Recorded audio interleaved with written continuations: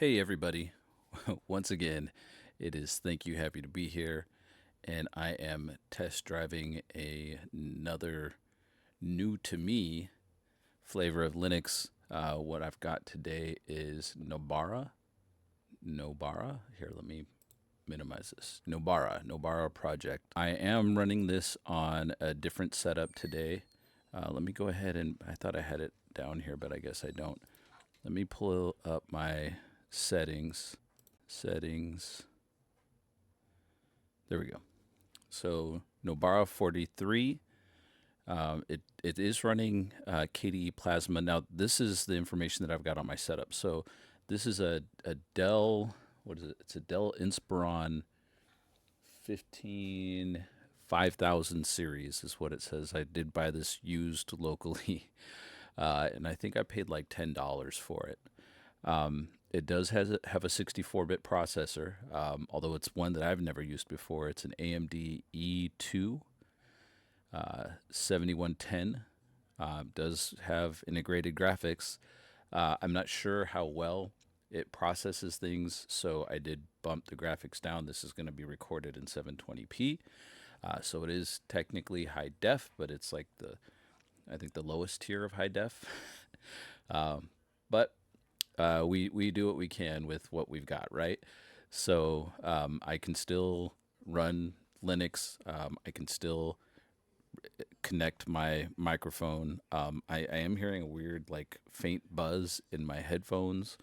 I don't know if that has something to do with the hardware specifically, or if it's just used and somebody damaged the headphone jack or port. But whatever. Like I said, I got it used, and I'm just making do with what I've got. Now I have been running some of these versions of Linux that I've never tried before on different laptops because the main laptop that I had been testing everything on, which was running like a possibly a first gen Core i5 processor. It was a HP, I think, an EliteBook 8440p. That one I installed.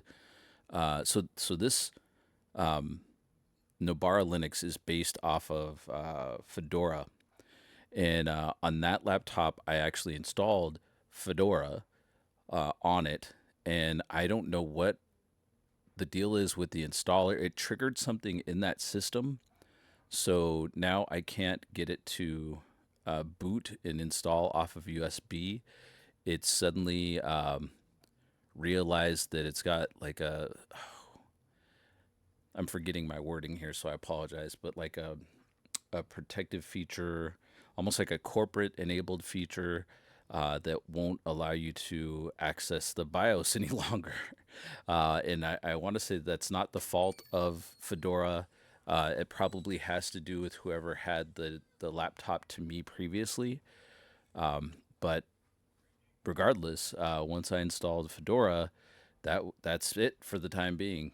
If I try to put a new USB with or the same USB with a new Linux ISO to try to install something new to it, it will not boot off of that USB. And when I try to access the BIOS, I'm like locked out basically. So it will still run. I can still get it to launch Fedora, but I'm kind of stuck with Fedora for the time being. So I'll try to figure that out. I have looked online and I saw that there were suggested fixes for it.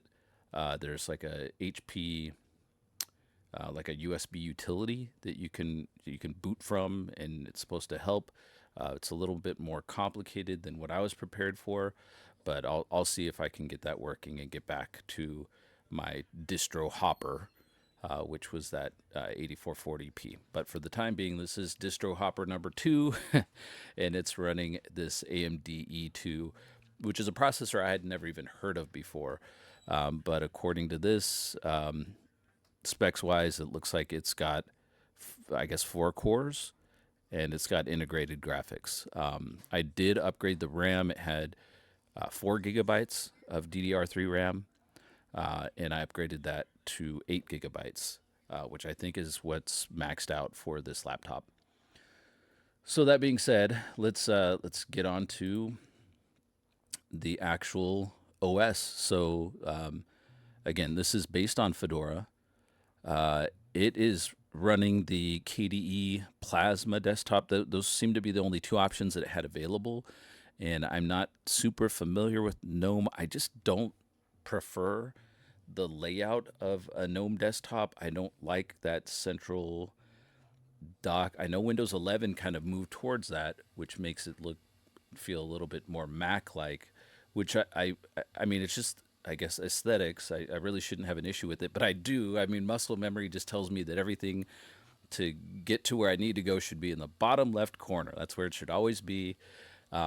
But it's whatever. So anyway, KDE Plasma is the desktop environment for this version of Nobara that I've got installed on here. Now, again, I'm still pretty new to Linux, so I guess the KDE Plasma that I've got installed is, I think, running. I guess the what runs it in the background, I guess, is Wayland. I think, if I'm remembering things correctly. And again, I'm a noob, so so please don't flame me in any comments. But it doesn't seem to always agree with some of the older systems that I test these OSs on. And the reason why I test them on these old systems is because I'm actually installing the operating system to the hard drive on this computer. And because I'm doing that, I'm spending as little as possible on the hardware. So this computer that I got, I also bought it off of Facebook Marketplace. And I think I got it for like $5. But it had everything already in it, other than the RAM. I think it had 4 GB of RAM, and I added another 4 GB stick to bump it up to the max that I could get it to, just because I thought it would help with the production of videos.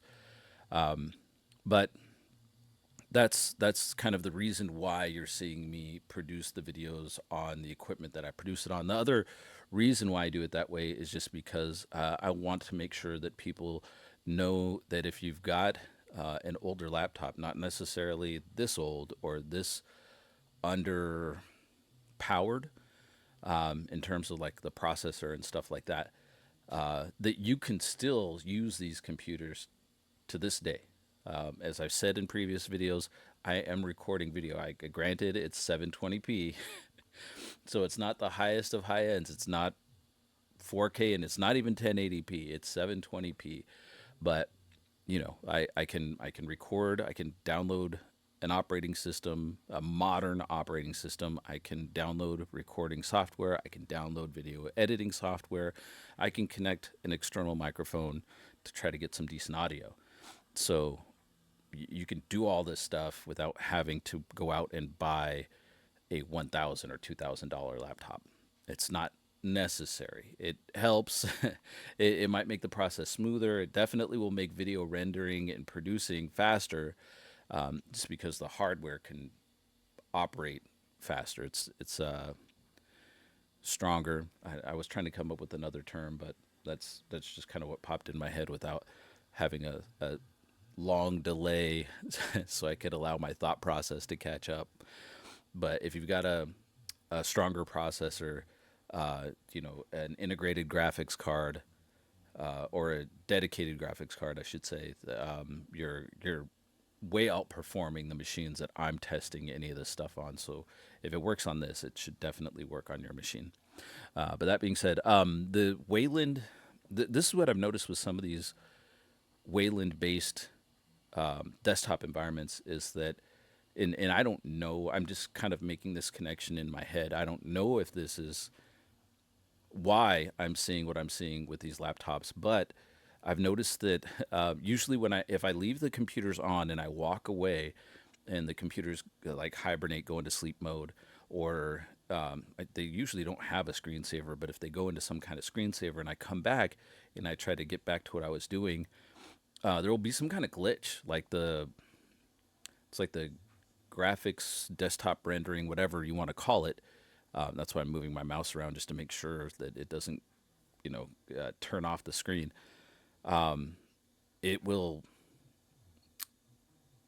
it'll garble. It'll just look real weird, and I can't access anything, and I'm not that deep into my Linux adventure that I know any keyboard commands that might be able to get me out of that. I don't think Control Alt Delete works in the same way on Linux as it does in Windows.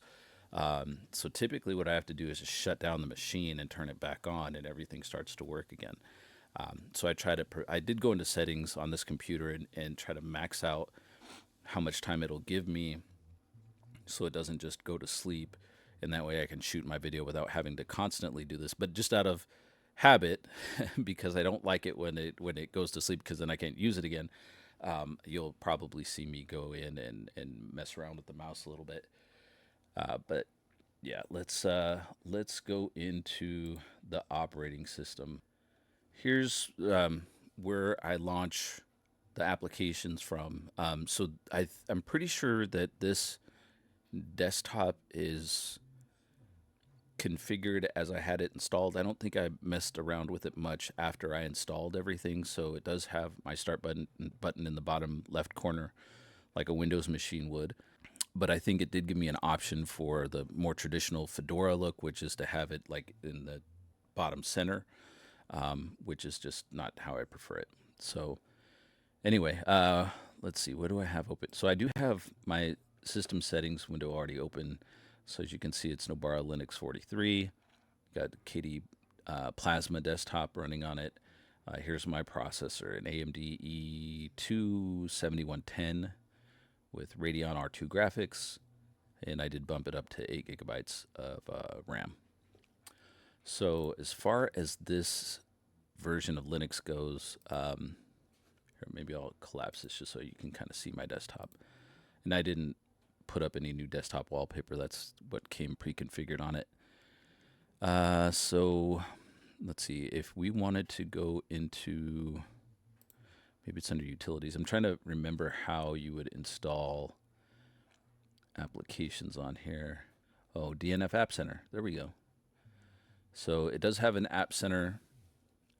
DNF, I believe, are the types of app files that are configured for Fedora specifically. This, I guess, is the App Store, App Center. So you would just go in here to pick out what you want. I did end up installing Kdenlive. I believe I've already got it installed, and I'll be using that to, yeah, there's Kdenlive. Okay, so it did populate in the background. So I installed these two, I believe, OBS Studio and Kdenlive from here. And then you just search for what you want. So just go like OBS. Bam, there you go, OBS Studios right there. So I guess because I've already got it installed, you've got an X here so I can remove it if I wanted. But that's how you would install applications on this particular version of Linux. It seems super user-friendly.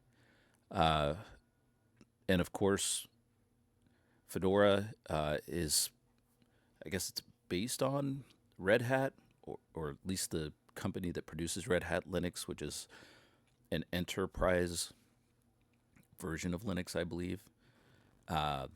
They're the ones behind Fedora. And so it's just got a lot of history. Red Hat's a name that I had heard since like the 90s when I first heard about Linux, and before I even dreamed of like trying out Linux myself. The first version of Linux I ever tried installing was Mandriva, which is long gone. I think it was Mandrake. Before that, by the time I got to installing it, it was Mandriva. But I don't know if that's still around. If it is, I should look for it and see if I can find it. This is where I go to search out, different versions of Linux to try. Oftentimes I'll just click this random distribution button if I can't think of one myself. And then if it's, this is a BSD, so it's not even Linux. But if I see something that I want to give a try, then I'll go ahead and do that. But yeah, this is where I'm at with this different setup and me trying out Fedora. Be sure to like, comment, and subscribe. And if you can think of a version of Linux that you'd like to see me try out, or if there's some application that you think I should give a shot to, because I mean, there's tons of stuff that you can do with Linux. There's a lot of applications that I have never given a shot to. I sometimes I'll go into these application, I'm going to call it a store, but these application storefronts, and I'll just search instead of for the application that I'm used to using. I'll search for the type of application. So instead of typing in like Kdenlive, which is the video application that I'm most familiar with, I'll just type in like video editor or something like that. And I've seen, I think Flowblade is one that I haven't tried really yet. I think I've downloaded it, but I didn't really do much with it.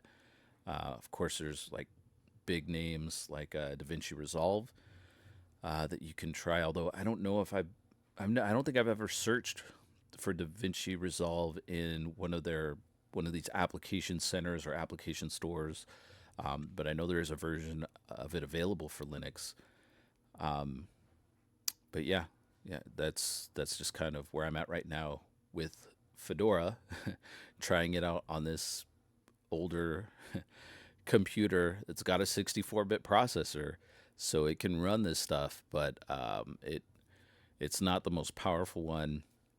And like I said, I've experienced some hiccups with KDE Plasma desktop environments running on machines like this, where, like I said, if I accidentally leave it alone and allow it to go to sleep, or allow it to turn off the monitor, go into like some kind of power save mode, when I come back, I usually can't get the screen to function properly. It usually looks all distorted, and what I'll have to do is restart the computer oftentimes. So there's probably an easier fix. There might be some keyboard commands that I could type in, but I don't know. I just turn it off and turn it back on. But yeah, I haven't noticed that same issue running some more of the lighter weight desktop environments. And I don't know if that has to do with the whole Wayland versus X11. I mean, that's kind of a bit over my head. So if it's over your head, as far as what I'm talking about, that's kind of what these desktops, I guess, are based on. Some use the X11 system, others use the Wayland system. I guess maybe Wayland requires a little bit more of the hardware than X11. I don't know. But I've noticed that if I use desktop environments like XFCE, especially on these older computers, I don't seem to run into those same problems. And XFCE, I believe, is still on the X11 system. This is all stuff that runs in the background, but it has an effect on what you get out of your system, especially if you're running it on this older hardware. And not only is this older, but even at the time it was released, I don't think that an AMD E2 was considered like a high-end processor. I'm guessing it was always a budget processor. So we'll see how this video turns out. Even if it turns out not the greatest, I might still end up editing it and publishing it, just to put it out there, just so you guys can see what it looks like when you try to shoot video running Fedora on an older laptop with an AMD E2 processor. But I think I've rambled on long enough. Be sure to like, comment, subscribe. Leave a recommendation on what you'd like to see next, and your recommendation might just end up being my next video. That being said, I wish you all a good week. Peace.